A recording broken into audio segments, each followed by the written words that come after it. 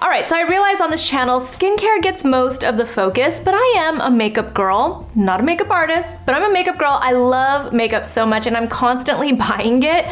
So today I'm gonna share with you my latest Sephora haul. This is all makeup. It is mostly new makeup. Some of it's not new, but it's new to me. Alright, so you guys know, if you have been following me, that the Giorgio Armani Luminous Silk Foundation has been one of my favorite foundations, if not maybe my favorite foundation of all time. The reason why I love this foundation so much and the reason why I continued to purchase it and wear it on camera all the time and everything is because this is that next step for me when I want to actually have a flawless look on camera, for instance, but I don't want to look like I'm cakey or wearing too much makeup, because you guys know that I love my skin to show. I love to show my skin from within. I don't want to really cover it up. So I went ahead and repurchased a new Luminous Silk. So that is part of my haul, but I'm not going to really focus on that because you guys know I love it. It's not a new product. It's been around for a while, but I wanted to try some new stuff. The first thing I got is this from Milk Makeup. This is their new Sunshine Skin Tint. This is SPF 30 sunscreen. It has that really nice hydrating, moisturizing feel to it. It doesn't feel like it's completely just covering your skin and you're applying a mask to your face. It does have the sunscreen benefits, and you guys also know that if you are using just your makeup like this, like a foundation or a tinted moisturizer as your only sunscreen, you might not be getting all of the protection that you need. But if you're gonna be sitting inside and just doing Zoom meetings and stuff like that, and you're not really exposed to the sun or sitting next to a window, then wearing just a tinted moisturizer like this is a great one, because this one has a mix of different types of sunscreen filters. So it has zinc oxide and titanium dioxide in it, which are the mineral physical filters that you need for just broad spectrum protection. But then it also has some of the chemical filters in it too. So it really gives you this nice, really just beautiful feel to your skin. I was also interested in the applicator of this just because it could be hit or miss. It's like they're trying to be innovative with it by giving you this like rollerball tip where you basically pump it and then you roll it onto your skin. The first time I used this, I was like, this is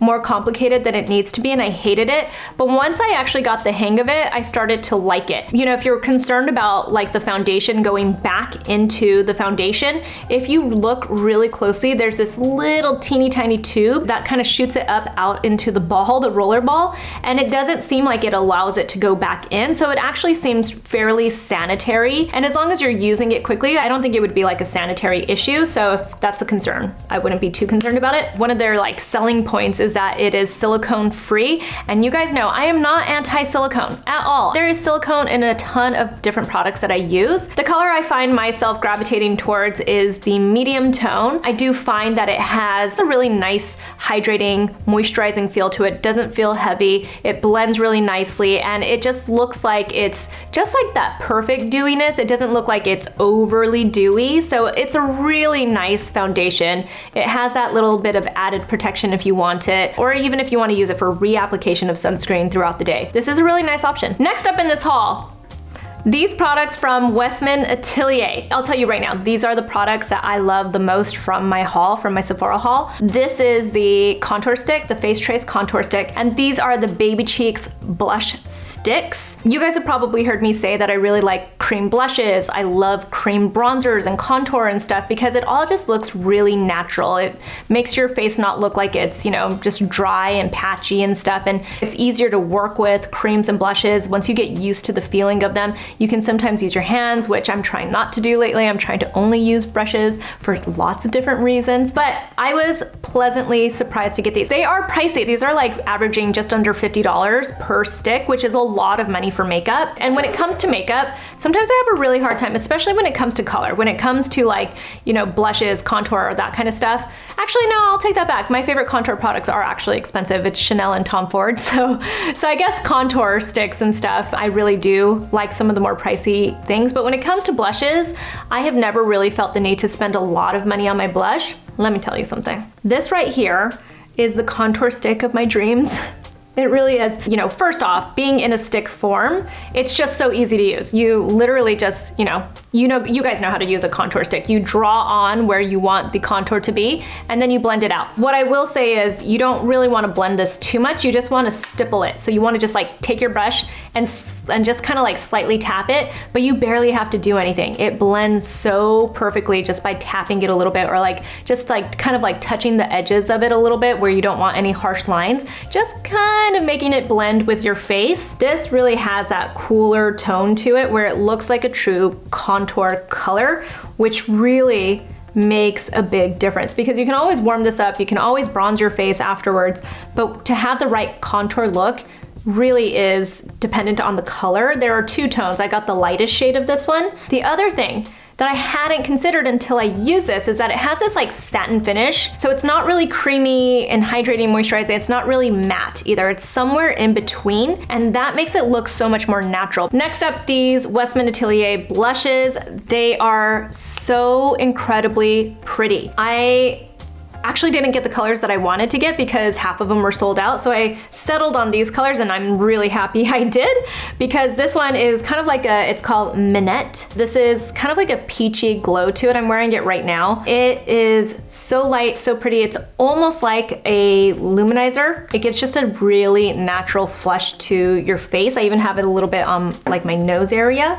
And then this color is Petal, and it is so pretty. This is like my go-to type of color. Again, just like the contour stick, these are so easy to use. You put them on and they're not so overly creamy that you feel like you're having to like truly blend, but they're not so sheer that you feel like you don't get any payoff at all and then you over apply it and stuff. You just kind of tap it on right onto like your cheekbone, wherever it is that you want to put it. You take your brush and you just stipple them a little bit. So again, I think stippling is really the key with all of these products.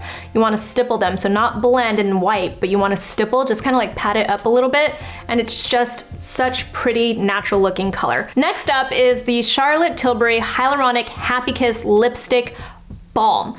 This has my name all over it. It really does. It is, it's a glossy, balm-like lipstick. I got Pillowtalk, which is one of my favorite Charlotte Tilbury colors. It's like everybody's favorite Charlotte Tilbury color. It might be actually like their best-selling color, I'm pretty sure. So it's a beautiful, beautiful color. It's kind of like a mauve tone to it. I got this because I love balmy lip colors. You guys know that one of my go-tos for years has been the YSL lip balm lipstick. It's just so beautiful, such a great payoff, and it just makes your lips feel so nice. It's not great underneath a mask if you're wearing a mask all day, but if you don't have to wear a mask, it's perfect. The thing with these Charlotte Tilbury lip balms is that they do look beautiful. It is such a beautiful color. It is very like glossy looking and stuff, and just really nice and natural. So don't get me wrong, it is beautiful. And if you were to get this, I'm sure you'll like it. But it's a little bit pricey for what it is because it doesn't feel like it's extra special. It's actually a little bit sticky on the lips when you apply it, instead of like a nice high-end luxury just like satin finish to it. It's not this balmy finish. It feels like it's a sticky finish. Again, it looks really pretty and it stays in place, which is sometimes hard to find with the lip balm too, but it is a little bit sticky and it doesn't feel like it's special. That's truly what it comes down to for me. If it wasn't so pricey, I'd be like, these are amazing, but it's like almost $35. So that to me, for something that's like a glorified lip balm, is just too much. Like if it was special, I'd be like, this is an amazing lip balm. Or if it was cheaper, I'd be like, I need every single color. This is beautiful. The other thing that I want to point out about it is that when you screw it up, like you twist the cap, you can't actually retract it. You can't put it back down. So don't try to like turn it and have it come out just to like look at the color or something like that. Or like, for me, like turning it to like take a picture of it for Instagram or for this video, for instance, you're not gonna be able to put it back down. So keep that in mind too, which is always just a strange function. So Charlotte Tilbury, love the color, love the way it looks, don't love the way it feels, and it's just a little bit pricey for what it is. All right, next up is this by Kosas. It is their Cloud Set Powder. I love the like branding around this one. I really like that they have these products that look like they're easy to use. They're not going for these like, hardcore like beat face looks with their makeup. They're going for like that natural glow from within type of look. I wanted to try this powder, and I have to say, like, I'm pleasantly surprised because I think I've really just committed to the loose powders at this point. I'm constantly using them, but since we've been home, I haven't really needed that much powder, except for when I'm doing stuff like this, when I'm on camera. That's when I really need that loose powder to really hold everything in place, set my makeup look, make sure I don't look greasy and stuff. This has been really nice to just very lightly set my powder. And in fact, what I've been using this for is to set my sunscreen. If you guys don't know about this, I talked about this on TikTok and on Instagram, that over the past year, I've really noticed that when I would wear sunscreen on its own, which it has happened so much more this past year than it ever has before, because usually on, you know, like pre-pandemic, I would do my skincare routine, put on my sunscreen, and then I'd eventually do my makeup. So everything would get set before I walked out the door. But now what tends to happen is, you know, if I'm not gonna leave the house at all, I'll put like some sunscreen on and that's it. And then what I was finding was that my sunscreen eventually was starting to tingle in my eyes. I was starting to get a little bit of like runoff, I think, as like the day would go. Like maybe an hour after I put on my sunscreen, I'd be like, oh my gosh, my eyes are burning, they're tingling a little bit. And I started to realize it's from my sunscreen. So I just started to sort of like set my sunscreen, where I would take a little powder brush and just tap it on, especially around my eye area. And I started to realize my sunscreen stopped going into my eyes. It was just that simple. I just needed to set it. So I've been using this to set my sunscreen, or like my tinted moisturizer, and it has been perfect for that. I think that was actually confusing to me because it came just like this, and I was like, oh, it's not something you throw in your purse to like keep and like touch up at all. It almost doesn't look like you're wearing anything, which is I think what you want. It doesn't look cakey at all because it's so nice and light, and it has a little bit of like a shimmer to it, so it gives a little bit of a blurring effect to your skin as well. So it's really pretty. If you want to fake that filtered look, maybe on Zoom or something, this is a good one to use to set your makeup or your sunscreen. Next up is this by Fenty. It is the Brow MVP. It's just, you know, it's a brow pencil. I'm all about the Skitty brow pencils. I got a color that I think is maybe just a touch too light for me. This is ash brown, and I was wanting it to be kind of like that universal taupey kind of color, which it really is. I need just like a touch more pigment for my brows, just because I'm like, oh, just kind of like walking the line a little bit. So I probably next time would go up just one shade, but I really like this. What I like about it, which took me a second, so if you guys have tried this and you thought you didn't like it, is that it's a little bit of a drier pencil, so you have to work it a little bit. But for me, I tend to be like a heavy-handed person, again, when it comes to my brows especially. So for me, it's good because it makes me have to like work with it a little bit more instead of being so harsh the minute it goes onto my brows. I don't end up with this really stark look. So it's a really easy brow pencil to use, especially for somebody who's not really used to doing their own brows, or if you're like new to doing your brows and stuff and you want to give something a try. This is a good one to try it out with because it's pretty hard to go wrong with it. I'd say my only critique about it is that it does not come with a spoolie. I think they were trying to get innovative with this paddle brush, but for me, it doesn't really brush out the brows the way I want it to. And I tend to use, again, the spoolie to kind of like blend the brow pencil too a little bit more as well, and this doesn't do it because it doesn't really get into your brows. And since we're speaking about brows, this is by Anastasia. This is their Brow Freeze Brow Styling Wax. I got this because I saw it on TikTok. This is one of those products that TikTok sold me on. It went viral on TikTok and I was like, I gotta get this stuff. If you guys have been watching, I love laminating my brows. We got it done on the SAS, the show that I used to do with my friend Sharzad. And then I started to laminate my brows at home during the pandemic and everything. And I really got used to that like feathery, bushy look. I don't even get feathery, bushy brows. It just makes me look like I have thicker brows when I am styling them and everything. So it just, to me, it makes it look like I've got more to work with. So I have really enjoyed laminating my brows. I really wanted to try this because everybody's brows, when I saw them using this on TikTok, their brows were like, poof, and just stayed up. When you first apply it, so you just take a spoolie. It does not come with spoolies, which is actually a critique for me because if you don't happen to have spoolies sitting around, then you're not gonna be able to use this. You have to actually have a spoolie brush. So you just kind of dip a little bit, and what I found is you don't need a lot,